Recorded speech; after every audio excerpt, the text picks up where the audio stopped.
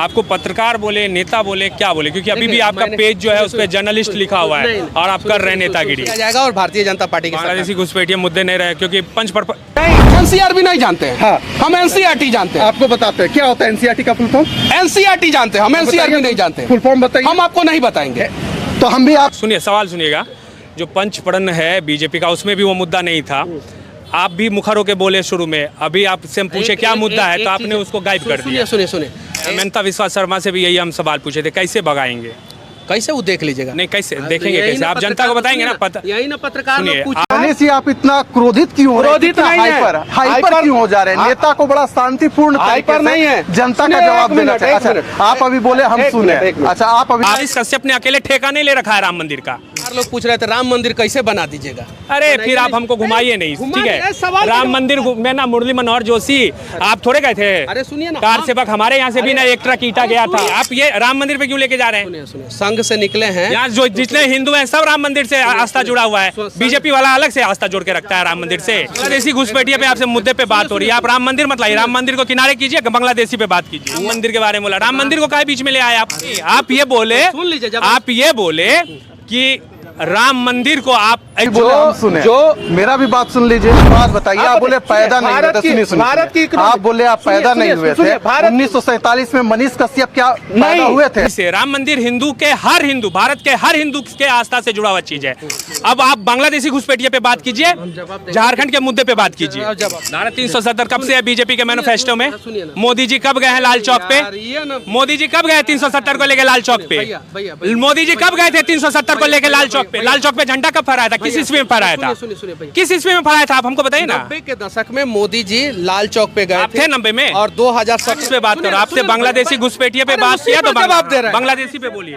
अरे कि कैसे उसका समाधान करेंगे? लात मार के भगा देंगे। कैसे? अब हम बता दिए ना, लात मार के भगाएंगे। किशनगंज में जाके आप बोलिएगा, अररिया में बोलिएगा आप। हमारे साथ को एनसीआरबी का फुल फॉर्म नहीं बता। सुनिए, झारखंड का लिटरेसी रेट क्या है? झारखंड का लिटरेसी रेट आज जो है, मैं सुनिए ये वादा कर जाइए कि रिपोर्ट और डेटा के आधार पर आप हमसे बात करेंगे, हम तैयार हैं। झारखंड में विधानसभा चुनाव के तारीख का ऐलान होते ही राजनीतिक गलियारों में यह चर्चा का विषय बना हुआ है कि इस बार फिर से हेमंत सरकार या राज्य में अब की बार भाजपा की सरकार। इस वक्त हमारे साथ भाजपा नेता मनीष कश्यप हमारे साथ मौजूद हैं।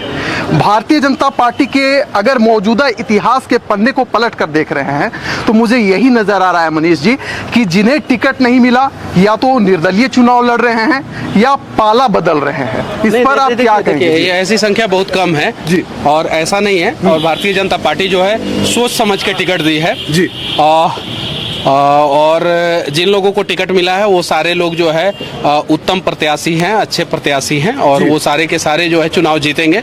हम पूर्ण बहुमत से सरकार बनाएंगे और हम सिंगल लार्जेस्ट पार्टी जो है वो अपने दम पे सबसे बड़ी पार्टी भी बनेंगे और हम बहुमत का आंकड़ा को भी जो है वो हासिल कर लेंगे जी। लेकिन चूंकि गठबंधन में है, गठबंधन में सबका सम्मान किया जाता है और हमारे साथ गठबंधन में जितने भी साथी हैं उन सबका सम्मान है और सबको साथ लेके जो है हम सबका साथ सबका विकास का जो नारा इस देश के यशस्वी प्रधानमंत्री नरेंद्र मोदी जी का है उसको जो है सार्थक साबित करते हुए झारखंड में जो है फिर से भाजपा का सरकार बनाएंगे। मेरा सवाल है मनीष जी कि चुनाव के तारीख की काफी नजदीक है। हाँ। आप कमलेश राम के पास पहुंचे थे। हाँ। और मुंचुन राय के पास भी भाजपा के चाहे प्रदेश नेतृत्व हो या केंद्रीय नेतृत्व हो वहां पर पहुंचे थे। कितना मनाने में सफल हुए? देखिए क्या कुछ जी? कमलेश राम जी अभी पार्टी कार्यालय में हैं, ऊपर बैठे हुए हैं।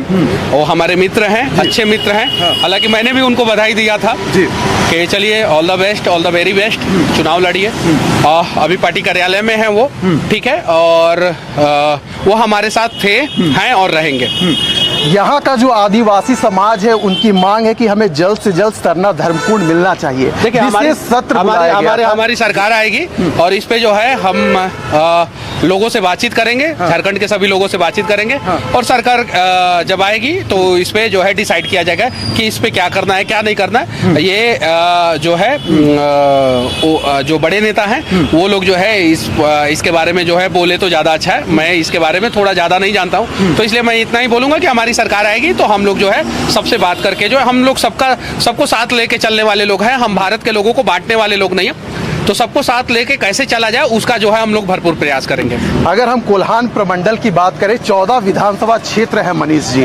2019 में भारतीय जनता पार्टी वहां से खाता नहीं खोल पाई थी। इस बार आप लोग चंपाई सोरेन को लाए हैं। 14 में से 12 सीट जो है हम लोग डेफिनेटली कोल्हान में जीतेंगे, डेफिनेटली 100%। 14 में से 14 भी जीत सकते हैं हम, लेकिन 12 तो हमारा फिक्स हो गया है, अभी तक जो है फिक्स है। और अभी तो हमारे जितने भी प्रत्याशी है वो वार्म अप कर रहे हैं। हमारे मेन कैप्टन जो है, जब वो लोग आएंगे और सारी चुनावी सभाएं जब शुरू होगा तो आप देखिएगा कि कोल्हान में 14 भी हो सकता है हमारा। और पूरे झारखंड में भारतीय जनता पार्टी जो है अकेले दम पे जो है वो हरियाणा का रिजल्ट को दोहराएगी। और 50 से ज्यादा सीट तो हम अकेले दम पे जो है किसी भी हाल में यहाँ पे जीतेंगे ही जीतेंगे, किसी भी हाल में। 60 प्लस भी जा सकते हैं हम। 2019 में आप लोगों ने नारा दिया था अब की बार 65 पार, 25 में आकर पहिया रुक गई थी। फिर आप लोग दोहरा रहे हैं कि 50 सीट ऐसे ही ले आएंगे। कैसे ऐसे ले आएंगे? देखिए 2019 में क्या है कि सुदेश महतो जी अलग लड़े थे, उनका पार्टी जो है अलग लड़ा था, हम अलग लड़े थे। हम किसी गठबंधन के साथ नहीं थे और विपक्ष जो है सारा गठबंधन के साथ एक साथ लड़ा था। और विपक्ष जो है जुमला फेंकने लगा। जैसे हेमंत सोरेन जी ने उस समय वादा किया था कि हर एक महिला को जो है 2000 रुपया जो है चूल्हा चौका के लिए दिया जाएगा। चूल्हा चौका योजना आया था, मेरे पास जो है मेरे मोबाइल में है वो जो है फोटो। चूल्हा चौका योजना के लिए उन्होंने 2000 रुपया बोला था।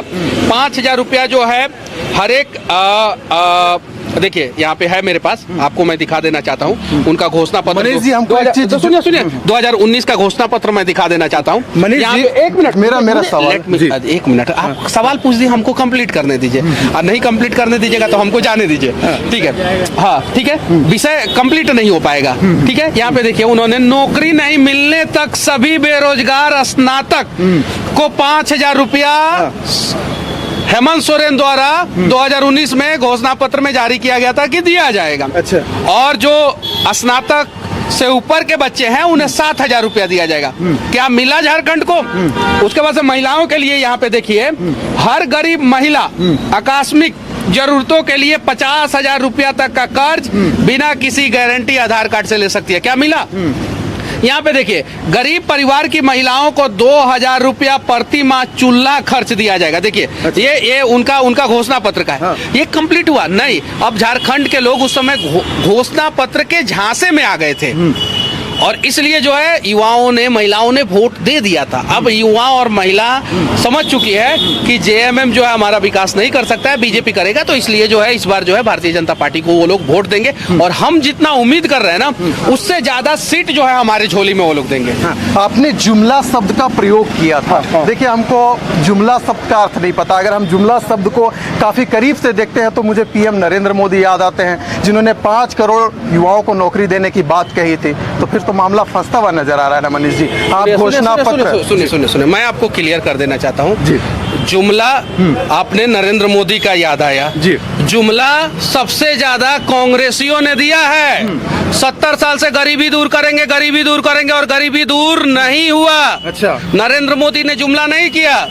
भारत की अर्थव्यवस्था 11वें नंबर पे थी, आज 4थे नंबर पे है और भविष्य में 3रे नंबर पे 2027 में जाने वाली है और 47 में हम दुनिया के टॉप 2 इकोनॉमी वाले देश में रहेंगे। क्या ये जुमला है?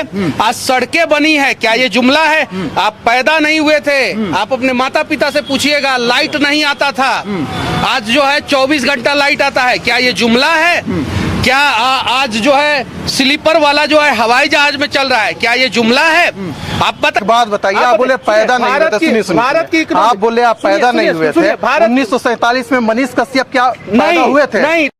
तो उस समय किसकी सरकार थी? और कोई भी सरकार आता है, देखिए मनीष सुनिए, फैक्ट पे बात करना चाहिए। हम भी नहीं पैदा हुए थे, लेकिन हम किताब में पढ़े हैं कि उस समय जो है ये काम नहीं हुआ था। अब हम देख रहे हैं कि ये काम हो रहा है, तो हमें तो मानना पड़ेगा ना। आज मानना पड़ेगा कि नहीं मानना पड़ेगा? आप बताइए, भारत की इकोनॉमी जो है वो चीन के इकोनॉमी को पछाड़ने के मतलब कि डेवलपमेंट रेट, विकास दर जो है भारत का वो 7.7 है। अब बताइए, चीन का विकास दर जो है वो 4 है, जापान का 3 है, अमेरिका का भारत से पीछे और भारत का 7.7 विकास दर है। क्या ये जुमला है? भारत में गरीबी रेखा से लोगों को ऊपर लेके जाया गया, ये वर्ल्ड बैंक का डेटा है, ये राहुल बैंक का डेटा नहीं है, ये जलेबी फैक्ट्री का डेटा नहीं है। लोगों को जो है गरीबी रेखा से ऊपर लेके जाया गया। आज जो है दुनिया में सबसे ज्यादा मोबाइल इस्तेमाल के मामले में दुनिया का दूसरा देश भारत है। मोबाइल मैन्युफैक्चरिंग के मामले में दुनिया का दूसरा नंबर भारत है। आज हाईवे के मामले में दूसरे नंबर पे आया है, चीन हमसे पीछे चला गया। रेलवे के इलेक्ट्रिफिकेशन के मामले में जो है अमेरिका 93%, चाइना 87% और भारत 96% पे चला गया है। और 2029 से पहले हम 100% का लक्ष्य रखे हैं। क्या ये जुमला है? ये जुमला नहीं है मेरे भैया। आज जो है 450 फ्लाइट का ऑर्डर जो है टाटा ने किया है और 750 फ्लाइट का ऑर्डर जो है 2 बार में इंडिगो ने किया है। ये जुमला नहीं है। आज बोइंग और एयरबस जैसी कंपनी, दुनिया में 2 ही कंपनी जो है हवाई जहाज बनाती है, भारत में आना चाहती है। लिकहार्ड मार्टिन जो है भारत में जो है फाइटर प्लेन बनाना चाहता है। F-35 जो है अमेरिका जो है भारत को बेचना चाहता है। रोल्स रॉयल्स इंजन बनाती है हवाई जहाज का, वो जो है भारत में जो है प्लांट लगाना चाहता है। क्या ये जुमला है? धारा 370 हटा दिए, क्या ये जुमला है? राम मंदिर बनवा दिया हमने, क्या ये जुमला है? दुनिया का सबसे बड़ा स्टैचू बनवाया, क्या ये जुमला है? और दुनिया का सबसे बड़ा एक्सप्रेसवे भारत में हमने बनवाया, क्या ये जुमला है? और पिछले 10 साल में सबसे ज्यादा नेशनल हाईवे अमेरिका और चाइना को पछाड़ते हुए, रसिया को पछाड़ते हुए हमने भारत में बनाया, क्या ये जुमला है? और अगर ये जुमला आप लोगों को दिखता है तो जाइए जलेबी के फैक्ट्री में जलेबी खाइए। अच्छा, एक हमारे पास समय नहीं है और भी जगह पे जाना है। मनीष जी, आप इतना क्रोधित क्यों हो रहे हैं? क्रोधित नहीं है। हाइपर क्यों हो जा रहे हैं? नेता को बड़ा शांतिपूर्ण हाइपर नहीं है, जनता का जवाब देना चाहिए। अच्छा, आप अभी बोले हम सुने। अच्छा, आप अभी बोले हम सुने, जो मेरा भी बात सुन लीजिए। कुछ गूंगे बहरे हैं विपक्ष में बैठे हुए हैं, उनको सुना रहे थे, जिन्हें जुमला लगता है तो उन्हें हम जुमला का परिभाषा दे रहे थे। अब जुमला कौन देता है पता है? जवाहरलाल नेहरू ने कहा गरीबी दूर करेंगे, क्या दूर हुआ? नहीं, वो जवाहरलाल नेहरू ने जुमला किया था। अच्छा। इंदिरा गांधी ने कहा गरीबी दूर करेंगे, गरीबी दूर हुआ? नहीं, इंदिरा गांधी ने जुमला किया था। राजीव गांधी ने कहा गरीबी दूर करो, गरीबी दूर करेंगे, किया? नहीं। पीवी नरसिम्हा राव बोले थे कि गरीबी दूर करेंगे, गरीबी दूर करेंगे, हुआ? नहीं। मनमोहन सिंह 10 साल तक जो है 2004 से लेकर 14 तक गरीबी दूर करेंगे, गरीबी दूर करेंगे, हुआ? नहीं। और नरेंद्र मोदी ने 40 करोड़ भारतीयों को गरीबी रेखा से ऊपर लाया। अब बताइए जुमला कौन करता है? आपसे मैं पूछना चाहता हूँ। हम बताएं? हाँ। अभी हम पेट्रोल 100 रुपया खरीद रहे हैं, दाल 200 रुपए खरीद रहे हैं। जो तेल की जो कीमत है वह काफी उछाल है, यानी कि जो मिडिल क्लास फैमिली है ना मनीष जी, वो आज आहत है। विचार करें, सुनिए आप सुनिए, अब इसका जवाब सुन लीजिए ना भैया। सवाल पूछ लीजिएगा, जवाब नहीं। थोड़ा सा डिस्टेंस बनाइए। हाँ, बिल्कुल बिल्कुल। जवाब भी सुनिए। 2004 में डीजल और पेट्रोल का प्राइस जितना था पता है आपको? नेट पे सर्च मारिए। 78 रुपया 2014 में था। अच्छा। अभी जो है 98 रुपया पेट्रोल का प्राइस है। सिर्फ और सिर्फ 20 रुपया बढ़ा। 38 रुपया था, 78 रुपया हो गया। 40 रुपया बढ़ा मनमोहन सिंह के सरकार में, सीधे 100% से ज्यादा। और 10 साल के सरकार में, हमारे सरकार में सिर्फ और सिर्फ 25% डीजल और पेट्रोल का दाम बढ़ा है। तो बताइए जुमला कौन करता है? उनके सरकार में सीधे डबल हो गया पेट्रोल और डीजल का दाम। तेल का दाम, सोयाबीन तेल हो या पाम ऑयल हो या आपका सरसों का तेल हो, उनके समय में दुगुना बढ़ा, हमारे समय में सिर्फ और सिर्फ 50% बढ़ा। देखिए, ऐसे डेटा कंसीडर मत कीजिए कि 70 रुपया था 100 रुपया हो गया। नहीं, 2004 से लेके 14 तक कितना बढ़ा और 14 से लेके 24 तक कितना बढ़ा? 20 साल हुआ। सही है कि नहीं है? बोलिए हाँ या ना, बोलिए लोग। 20 साल हुआ। मनमोहन सिंह के कार्यकाल में डीजल का दाम कितना बढ़ा और मोदी जी के कार्यकाल में डीजल का दाम कितना बढ़ा? अगर मनमोहन सिंह के कार्यकाल से ज्यादा परसेंटेज डीजल या पेट्रोल का दाम मोदी जी के कार्यकाल में बढ़ा होगा, हम राजनीति छोड़ देंगे। और अगर मनमोहन सिंह के कार्यकाल में डीजल, पेट्रोल और महंगाई ज्यादा बढ़ा होगा तो क्या राहुल गांधी देश से माफी मांगेंगे और राजनीति छोड़ेंगे? क्या हेमंत सोरेन देश से माफी मांगेंगे, राजनीति छोड़ेंगे? अब आपका सवाल, अब यहीं पे समाचार समाप्त कीजिए, क्योंकि मुझे कहीं निकलना है। फिर मिलिएगा, फिर जवाब देंगे। और फिर विपक्ष के जो अंधे जुमलेबाज नेता हैं, जो गरीबी दूर करने की बात करते करते अपने अमीर हो गए, और ना जाने इटली में कहाँ सिंगापुर में कहाँ घर बना लिए, वैसे वैसे नेताओं को फिर सबक सिखाएंगे। मनीष जी जय हिंद। सुनिए ना, जब हम डाटा में अभी सोच रहे थे आपसे बात करेंगे, एनसीआरबी की रिपोर्ट पढ़े हैं आप? बताइए अभी हम दिखा, सुनिए ना, दिखाना नहीं देखिए एनसीआर डेटा सुनिए एनसीआरबी का फुल फॉर्म क्या होता है? हाँ वो बताइए आप क्या आप बताइए ना भैया, पूछ दिया पता नहीं है, गजब हाल है भैया। सुनिए ना, हम नहीं जानते, हम आपको एनसीआरबी नहीं जानते हैं। हाँ। हम एनसीईआरटी जानते हैं। आपको बताते हैं क्या होता है एनसीईआरटी का फुल फॉर्म? एनसीईआरटी जानते हैं हम, एनसीईआरटी नहीं जानते। फुल फॉर्म बताइए। हम आपको नहीं बताएंगे, तो हम भी आपको एनसीईआरबी का फुल फॉर्म नहीं बताएंगे। सुनिए अब हम बताते हैं। नेशनल क्राइम डेटा जो है उसमें जो है जब मनमोहन सिंह की सरकार थी उस समय जो है क्राइम ज्यादा होता था। अच्छा। अब जो है भारतीय जनता पार्टी की सरकार है उस समय क्राइम कम होता है। यूपी में किसकी सरकार है? यूपी में बीजेपी की सरकार है। वहीं पर एनसीईआरबी थोड़ा सा डिस्टेंस, अरे हम पूरा डिस्टेंस सुनिए अखिलेश यादव की सरकार थी तो क्या होता था महिलाओं के साथ आप सभी को पता है यूपी में। अभी हम लोग यूपी में चलिएगा ना तो यूपी पे बात करेंगे। इस बार जो है अभी हम लोग झारखंड में हैं, झारखंड पे बात करें तो ज्यादा अच्छा है। झारखंड का लिटरेसी रेट क्या है? झारखंड का लिटरेसी रेट आज जो है, मैं सुनिए मनीष जी, आज झारखंड का लिटरेसी रेट जो है एक्चुअल एग्जैक्ट अगर देखा जाए तो 78% है। अच्छा। जो नेशनल एवरेज से कम है, नेशनल एवरेज से कम है एग्जैक्ट अगर देखा जाए तो। हालांकि कुछ सरकारें जो है बढ़ा चढ़ा के पेश करती है, कोई बोलती है कि हम 81% है, 82% है, 85% है, लेकिन एग्जैक्ट 78% है जो नेशनल एवरेज से कम है। अगर भारतीय जनता पार्टी की सरकार रहती तो हम जो है नेशनल एवरेज के बराबर झारखंड को रखते हैं। मनीष जी आपको जाना है, हम समझ रहे हैं जाना है, लेकिन आप ये वादा कर जाइए कि रिपोर्ट और डेटा के आधार पर आप हमसे बात करेंगे, हम तैयार हैं। अभी कौन सी पे बात कर रहे थे भैया? तो बता देते हैं, चलिए डेटा के आधार पर जो इन्होंने एनसीईआरबी का जो जिक्र किया है, हम आपको बता दें कि जो सबसे ज्यादा क्राइम वाला जो स्टेट है वह यूपी बना हुआ है। नहीं, और वहां पर नहीं, सुनिए इस चीज को समझना जरूरी है। सुनिए हम बताते हैं आपको। पश्चिम बंगाल में एफआईआर रजिस्टर्ड नहीं होता है। अच्छा। हिंदू महिलाओं के साथ रेप होता है और किसी को हिम्मत नहीं है कि एफआईआर रजिस्टर कर सके। समझे ना, पहला चीज। और हाथरस गौन हो जाता है। हाथरस के बारे में आपको नहीं भैया, आप देखिए आपको पता है हम बता रहे हैं। सुनिए अरे थोड़ा सा यार, चलिए हम पूरा सांस आता है। अरे हमको भी सांस से हम चुपो ना, सुनो ना, 5 मिनट के लिए बोले आप काहे ऐसे कर रहे हैं? सुनिए हम बता रहे हैं। हम बंगाल के बारे में, बंगाल से डबल जनसंख्या जो है वो यूपी का है। डबल और देश में सबसे ज्यादा जनसंख्या वाला राज्य है यूपी। बंगाल में क्राइम होता है ना तो थाना में जाइएगा ना तो थाना वाला मार के भगा देता है। पश्चिम बंगाल में, समझे ना, ये चीजें हैं। तो ये चीजें समझिए। यानी कि नेक्स्ट बार हम लोग मुलाकात करेंगे तो डेटा के आधार पर बात करेंगे। अभी कौन सी पे कर रहे थे? नहीं, अभी आप डेटा के ऊपर जवाब ही नहीं दिए मनीष जी। हड़बड़ाने से कुछ नहीं होता है। कितना देर भी इंटरव्यू दे भैया, हम आपको 15 मिनट दिए। अच्छा चलिए, ये इस वक्त हमारे साथ मनीष कश्यप थे। इन्होंने बोला है कि डेटा के आधार पर हम बातचीत करेंगे, लेकिन देखिए एनसीईआरबी आप फिर समझा नहीं रहे। झारखंड का मुद्दा पे पूछ रहे, आप बोल नहीं रहे हैं। चलिए झारखंड के मुद्दा पे चलिए बात करते हैं। गलत कर रहे हैं। क्या गलत कर रहे हैं? आप नहीं कर रहे हैं। आपका जो लड़का था, सुनिए हम आपको बता रहे हैं। मनीष जी, मनीष भैया चलिए, तो ये मनीष कश्यप थे। डेटा के आधार पर बात नहीं करेंगे। भारतीय जनता पार्टी के प्रदेश कार्यालय के बाहर खड़े हो जाएंगे, इनके समर्थक ये बोलेंगे कि नहीं जाना है। तो चलिए भैया, ये जब खुद पत्रकारिता करते थे तो ये कहते थे कि पहले मेरी बात सुनो, लेकिन आज भारतीय जनता पार्टी का नेता बन चुके हैं और इनकी बोली आप दे सकते हैं। हम आपको बता रहे हैं, हम डेटा के आधार पर मनीष कश्यप से तो जरूर बात करेंगे। याद रखिएगा, चाहे सरकार किसी की भी हो, हेमंत सोरेन की सरकार हो या आने वाले समय में भारतीय जनता पार्टी की सरकार बने, डेटा के आधार पर बात करेंगे। झारखंड की क्या व्यवस्था है, क्या दुख है, क्या दर्द है, उस पर तो हम जरूर बात करेंगे, चाहे नेता कोई भी हो। बात करने के लिए मनीष कश्यप है। मनीष कश्यप तो पहचान के मोहताज नहीं है, सब जानते हैं इनको।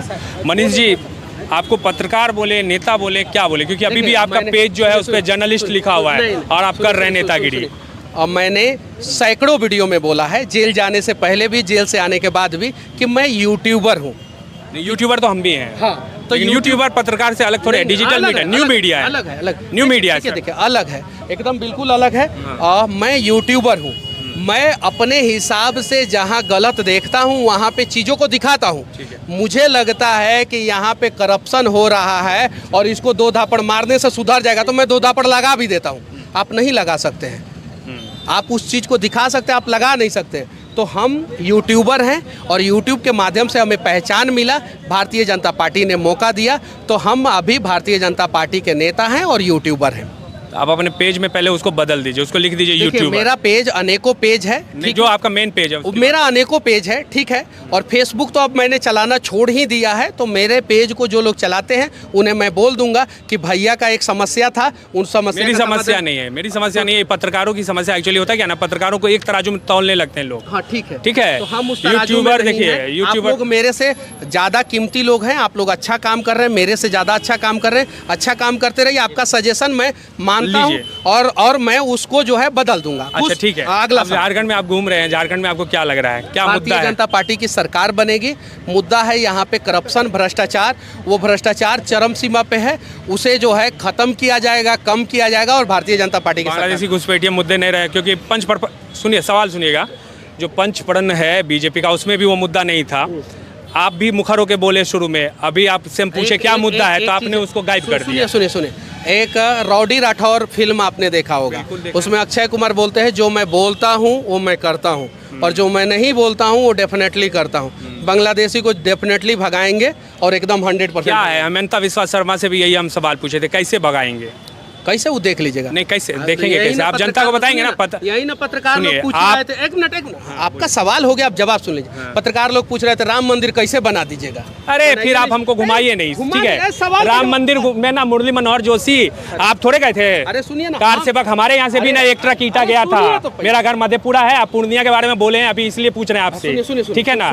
आप एक ट्रक ईटा गया था, हम लोग भी संघ से निकले हुए हैं, इसलिए हमको मत समझाइए। हम लोग ना उस समय करते थे, 95 96 में करते थे। आगे बोलिए।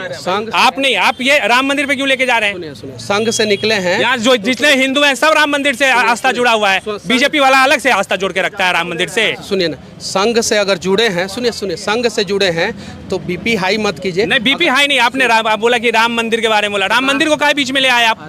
नहीं नहीं, बांग्लादेशी घुसपैठिए पे आपसे मुद्दे पे बात हो रही है, आप राम मंदिर मत लाइए। राम मंदिर को किनारे कीजिए, बांग्लादेशी पे बात कीजिए। वो आपके लिए राम मंदिर किनारा हो सकता है। अरे कैसे किनारा है भैया? है नहीं हो सकता है। अयो भाई जी, सुनो हमें बतावे छियै, हमरा के घर में ना जब तक खून से तिलक नहीं लागे तब तक पूजा नहीं होइ छै। तो खूनखार बुझ गेलो ना, आप बुझ गेलो ना। खूनखार पत्रकार। अब हमको ये बताइए, आप ये क्यों बोले? नहीं आप ये बोले, सुन लीजिए, आप ये बोले कि राम मंदिर को आप ऐसे, राम मंदिर हिंदू के हर हिंदू, भारत के हर हिंदू के आस्था से जुड़ा हुआ चीज है। मनीष कश्यप ने अकेले ठेका नहीं ले रखा है राम मंदिर का। उस राम मंदिर को बनाने में हजारों कार सेवकों ने अपनी जान दी, लाखों कार सेवकों ने अपनी जान दी, उसके लिए लंबी लड़ाई लड़ी गई। अडवाणी जी ने इतना रथ यात्रा निकाला, सब कुछ किया, और उसी बिहार की धरती से हम हैं जहां अडवाणी जी के रथ को रोका भी गया। अब आप बांग्लादेशी घुसपैठिए पे बात कीजिए, झारखंड के मुद्दे पे बात कीजिए। जवाब देंगे। बांग्लादेशी घुसपैठिए पे बोले हैं, जब धारा 370 की बात होती थी, सुन लीजिएगा, बीच में टोकिएगा मत। नहीं तो आप ही 5 मिनट बोल लीजिए, तब हम जवाब देंगे। धारा 370 कब से है बीजेपी के मैनिफेस्टो में? मोदी जी कब गए हैं लाल चौक पे? मोदी जी कब गए 370 को लेके लाल चौक पे? मोदी जी कब गए थे 370 को लेके लाल चौक पे? लाल चौक पे झंडा कब फहराया था? किस ईस्वी में फहराया था? किस ईस्वी में फहराया था? आप हमको बताइए ना। 90 के दशक में मोदी जी लाल चौक पे गए थे 90 में, और 2017 में मनीष कश्यप लाल चौक 370 की बात कर रहे हैं। इसमें आजाद हुआ था, हम नहीं थे, लेकिन ठीक है, धारा 370 की बात कर रहे हैं। सुनिए ना, सुनिए भैया, आप सुनिए भैया, आप कितना भी गुस्सा दिलाइएगा, मैं गुस्सा नहीं हूँ। दिला रहा हूँ, सवाल का जवाब सुनिए। आपसे फैक्ट्स पे बात कर रहा हूँ। फैक्ट्स पे बात कीजिए। सुनिए, आपसे फैक्ट्स पे बात कर रहा हूँ। आपसे बांग्लादेशी घुसपैठिए पे बात किया तो जवाब दे रहे हैं। बांग्लादेशी पे बोलिए। अरे कि कैसे उसका समाधान करेंगे? लात मार के भगा देंगे। कैसे? अब हम बता दिए ना, लात मार के भगाएंगे। किशनगंज में जाके आप बोलिएगा, इस अररिया में बोलिएगा आप। सुनिए, इस लात से मार के भगाएंगे आपको। अरे ये ताली बजाने से नहीं होता है, हम आपको चैलेंज करते हैं। सुनिए, हम आपको अब हम सुनिए ना, हम आपको हम चैलेंज करते हैं आपको।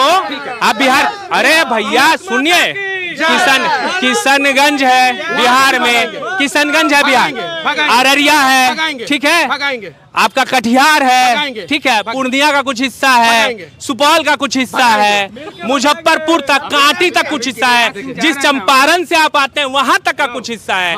आप कैसे हटाएंगे? उसका कुछ नियम बताएंगे ना। आप वोट लेने जा रहे तो आप बताइएगा ना कि ये नियम लाएंगे, डिटेंशन सेंटर खोलेंगे, उसमें रखेंगे। भैया सिंपल देखिए, आपको जो है मैं पूरा, एक मिनट, नहीं, इनको पूरा देखिए, हुटिंग वुटिंग भैया तो होता हुटिंग नहीं नहीं है, कर ठीक है ना। यहाँ पे बीजेपी हुटिंग वाले से लोग कुछ हुटिंग नहीं करते हैं, बीजेपी वाले अरे आप बीजेपी नहीं, रहने कोई दीजिए। हुटिंग नहीं करेगा, है ना, कोई हुटिंग वुटिंग से कोई कोई फर्क हुटिंग नहीं पड़ता सुनिए है। ना, सुनिए ना, समझ आप ना। जिस सुनिए भैया, सुनिए सुनिए सुनिए सुनिए भैया भैया भैया भैया भैया भैया हम सवाल का जवाब दे रहे हैं भैया। आपको जब हम पूरा ब्रीफ में समझाने का प्रयास किए, हमको मत समझाइए, वोटर को समझाइए।